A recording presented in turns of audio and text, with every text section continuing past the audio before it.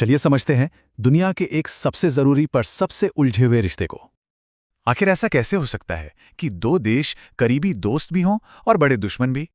देखिए, चीन के मुद्दे पर तो दोनों साथ हैं, पर जब बात व्यापार की आती है तो तनाव बढ़ जाता है।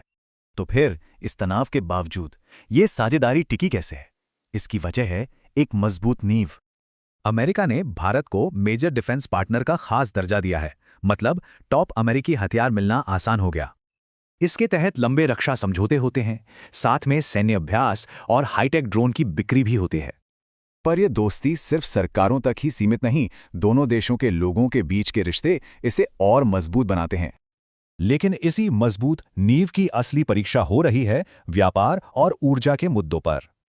सबसे बड़ा मुद्दा भारत का रूस से सस्ता तेल खरीदना, और इसी बात पर अमेरिका को सख्त ऐतराज है।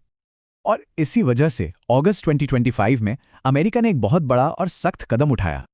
कुछ भारतीय सामानों पर अमेरिका ने 50% तक का भारी भरकम टैरिफ लगा दिया। इन टैरिफ का सीधा असर भारत के एक्सपोर्ट, नौकरियों और निवेशकों के भरोसे पर पड़ता है। अब टेक्नोलॉजी का ही मामला देख लीजिए, यहां दोस्ती भी है और तकरार भी। जैसे कि डेटा गवर्नेंस और मेक इन इंडिया पर दोनों देशों की राहें एकदम अलग हैं। तो अब यह रिश्ता एक ऐसे दोराहे पर खड़ा है जहां से दो रास्ते निकलते हैं।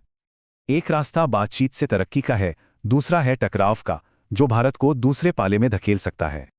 तो अब सवाल यही है कि क्या साझा खतरों की चिंता व्यापार के झगड़ों पर भारी पड़ेगी?